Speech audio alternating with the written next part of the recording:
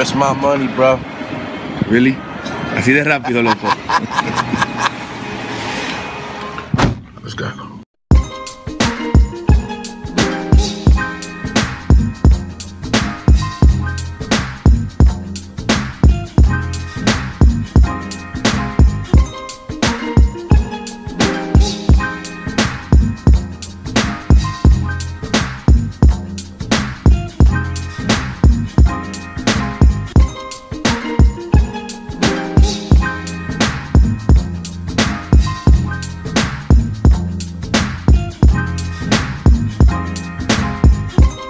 I think I met you 1996. 1996. I was 16 years old. Wow. How old are you? How old am I now?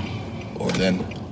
We're was talking about... Over 20 years ago, man. We're talking about 22 years. 22 years. I know you for 22 years, bro. 22 years. You was a baby. Yeah, man. You was in high school. You was a piano player at church. Faro de Luz. Faro de Luz. Vigilias, the Kurtzazos. Danzando all the time. Oh, the parking lot. Danzaba hasta los anuncios. Hubieras pendiente. Carmen dirige el viernes. José Luis dirige el martes. And I was gone. But those were the fire things. Those were the fire things. Llegaron los pentecostales.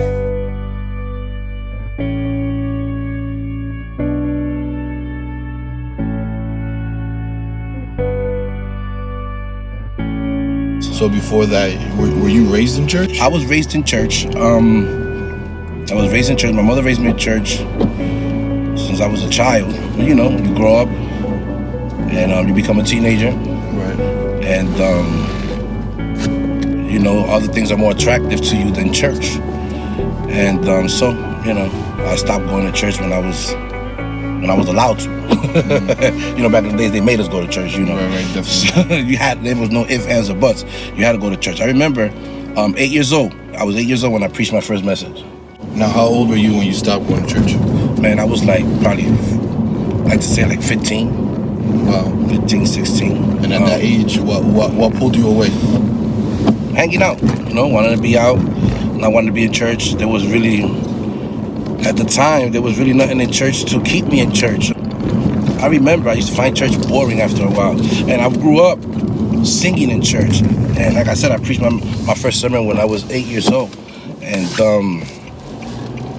they used to take me, my mother and my aunt was a missionary. She used to take me everywhere with her when she had to go preach in places. And she would put me to sing before she preached. Wow. And sometimes she couldn't preach. Just to go, yes. Everybody was, chamaquita. When we moved to New York, I was in the 7th grade. And that's when, you know, I wasn't, my parents had transferred from Patterson to Newark. I was born in New York. From New York, they moved to Philly, from Philly to Patterson to Newark. And here is where I started, when I started going to school, you know, meeting friends in school and juntilla mala, tú sabes. And I just started desviándome. And one thing led to another, and I stopped going to church when I was like in the 8th or 9th grade, 8th grade, before high school. I started hanging out, started selling drugs, started living the street life.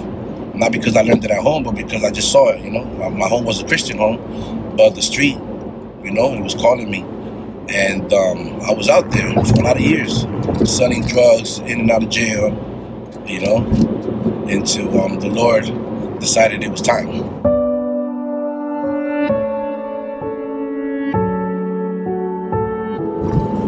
So now you're in the streets, you're doing your thing, selling drugs, in and out of jail. And esto fue un espacio de from what age to what age? Man, I'd like to say from like the age of 15, 16. I was doing it for like till I was 21, 22. And I was gonna do 25 to life for carjacking. And let me tell you, I only did like 30 days. Wow. You know, it was a big time. I'm not, you know. You told me the story though. Yes. You told me. Tell the story. Well, I'm in 25 to life. They come get me. I'm locked up for something that I was already locked up for. This case shows up. And so what happens is, they tell me you got court today. Anybody who's been locked up knows if you know when you have court. I'm like, man, I don't have court today, so I really didn't want to go to court because I said it's gonna be a mistake. They're gonna have me all day over there in the bullpen, whatever. But anyway, you know, you're in jail, so you can't do what you want to do. So eventually, I go to court. When I get there, the lawyer's waiting for me, and the lawyer, he tells me, here's the plea, you know, this is the offer that they're giving you. This is the offer that they're giving you. And they were offering me 7 years si yo me hacía culpable. So I called my wife. I said, I'm letting you know now, if they offer me something, I'm going to take it. I said, because if I go to trial, I know I'm going to lose. I said, so if I take it, I just want you to know that, you know, I love you. I want you to do your life. I was talking to my wife like that. She's like, the devil's a liar. She was like, you're coming home. She goes, because God told me today that you're coming home. I knew I was guilty. So I'm ready to sign the papers. Right. But I start reading the paper. And I see my name. Right. But when it says race, it doesn't say Puerto Rican. It says Dominican. Sigo mirando. The place of incident was wrong. My social was wrong. So now, this is not me. It's me, but it's not me on paper. I tell the lawyer, I said, I'm not signing this. He said, what you mean? I said, this is not me. I said, I'm not Dominican, that's not my social, and my situation didn't happen here. I said, just like that. He gets mad and he leaves, and he said, I'll be back. So when they put me out, when they bring me out, the judge tells the sheriff, unhandcuff that man. And he says, Mr. Guzman, I hear that you are here, that this is not you. I said, no, this is not me. He said, on behalf of the state of New Jersey and the county of Essex, we want to apologize to you. Tell you what I'm going to do. I see him, Melissa Judge. Tell you what I'm going to do. He goes, I see that you're currently incarcerated for another charge. I was like, yes. He goes, tell you what I'm going to do. I'm going to give you time served on that charge, and we're dismissing this other charge against you. And I'm just there and you know, I'm shocked. I'm at awe. I'm like, this is not happening. I said, so I'm going home today. He was like, yeah, you're going home today. I called my wife. And it happens to be that my wife is at home with brothers and sisters from church praying for me. And when I tell her that I was coming home today, and she starts screaming over the phone and tells the brothers and sisters who were at the house at the time, all you can hear is everybody speaking in tongues. I thought my house was over there on the phone. You already know. Everybody was speaking in tongues, and my wife was like, I told you, God told me you coming home. Powerful. She goes, so I'm going to send the guys to go pick you up. Power of prayer. And the power of prayer, let me tell you. Dios contesta. Dios contesta. Dios responde. Dios responde. El que crea que Dios no responde, Dios responde.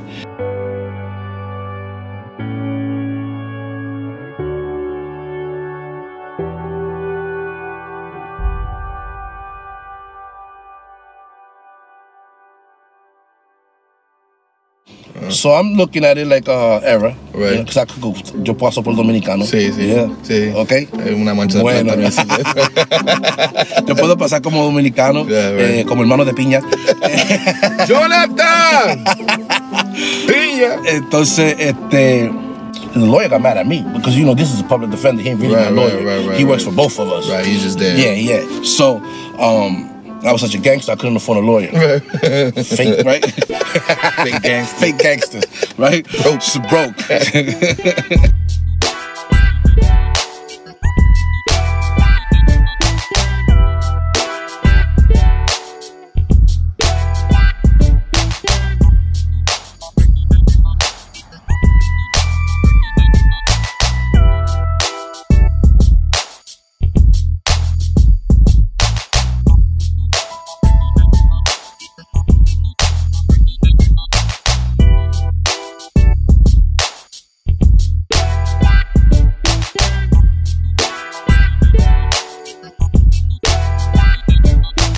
Now, when you hear something like this, you know, your wife telling, God told me today you're coming home, and your head, you're like, listen, I was listening. Listen. I didn't want to bust her bubble. Right. You know, I was like, I was like, yeah, I'll be home someday. You know. Boy, in reality, you're like, this ain't gonna happen. You know, this ain't gonna happen. And I seen a lot of other Christian people had to do the time, you know. You know that I know guys who are in ministry right now who had to do the time. You know, I didn't. You know, so what makes me better? Exactly. You know, in your head, you're like, right.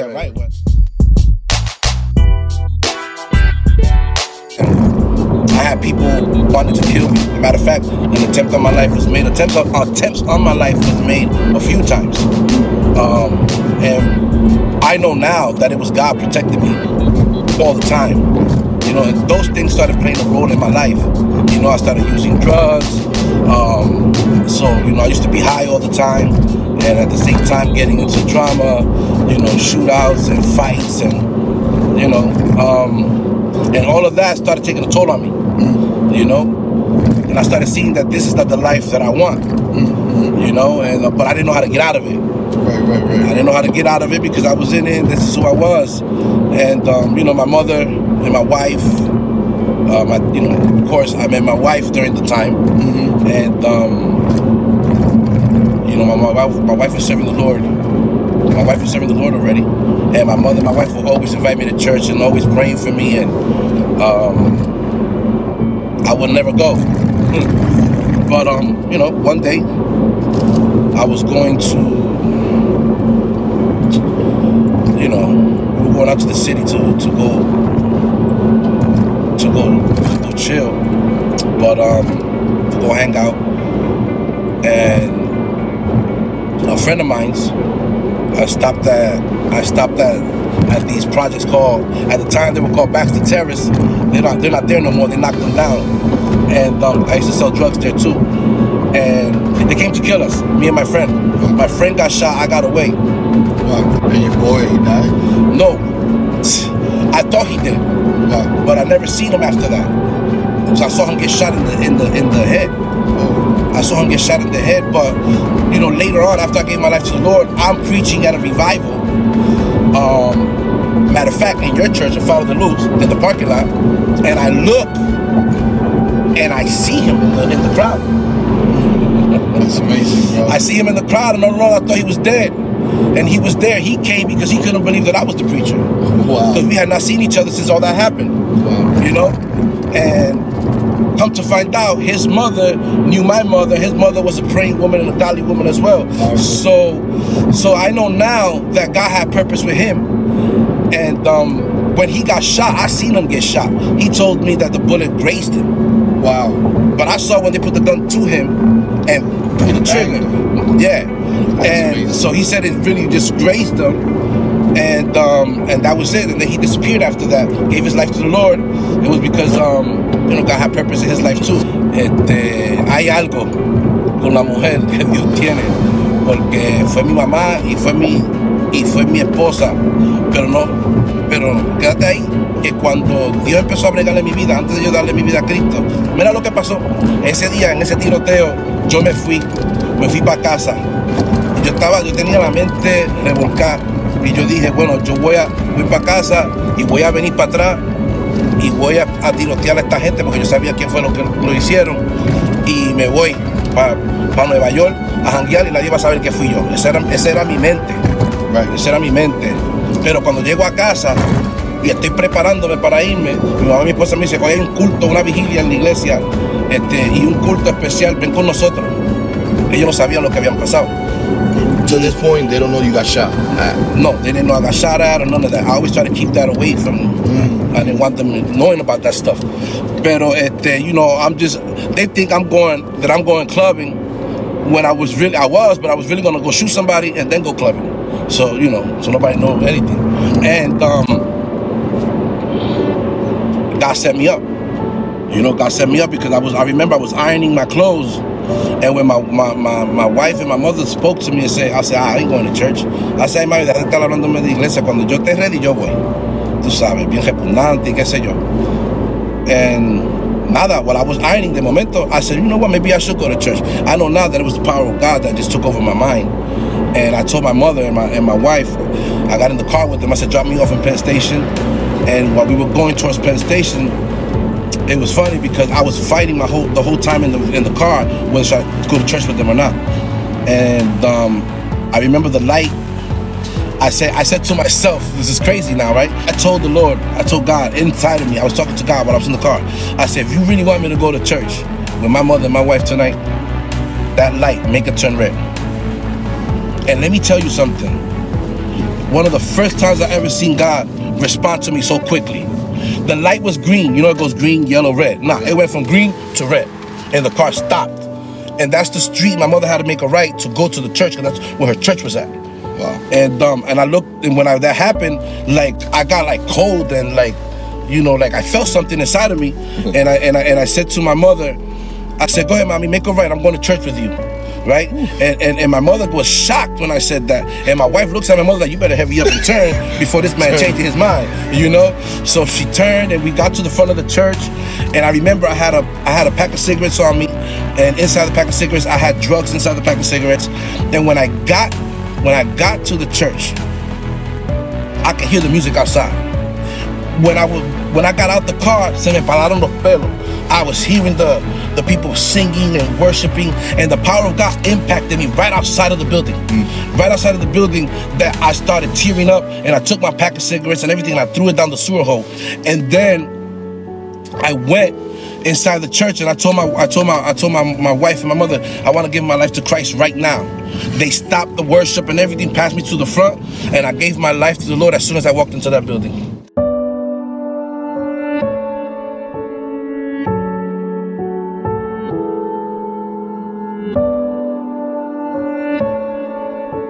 But it was your time, though. No, era mi tiempo. This is it. Este es mío, ya. And you remember my mother that week before I gave my life to the Lord, my mother went to a women's retreat in New York. Remember Tamara Caban? Yeah. The singer? Yeah. Remember? La gloria que tendré. Yeah, remember that? I'm gonna have to find that song now. That's an old school song. That's a throwback. So my mother was at a retiro de mujeres, clamor de madre, wow, in New York. And Tamara Caban was the one ministering. And she calls my mother out the crowd. And she goes, tengo un mensaje para ti. Dios me muestra que tú tienes, de los hijos que tú tienes dos varones. Y Dios quiere que tú sepas que tu hijo mayor, el cual tú tanto estás clamando por él, te lo voy a traer. Dios dice que lo va a traer. Wow. Y va a ser, you know how they go, right? Yeah. Y le va a dar duro al diablo. Y tiene un mensaje. Dios le da un mensaje. You know, my mother's telling me all of this, trying to convince me to go to church. Yeah. You know, le va a dar duro. And they changed the tone of the voice. Yeah, they changed the tone. Le va a dar duro. Es que diga que Dios le va a usar como, you know. So my mother brings, you know, my mother comes home joyful because, you know, my mother, woman who believes God. Yeah. You know, this is not for her. This is God talking to her.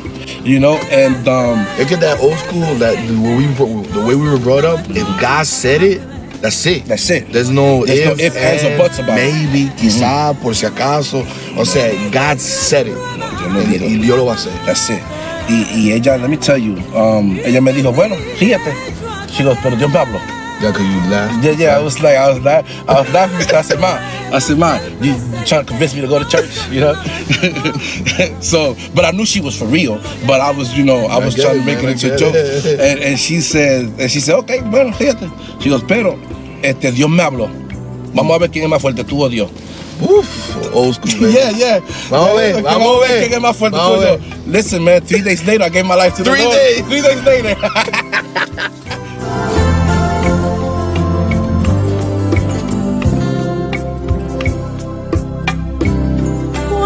Yo sea levantada, cesarán todas las luchas.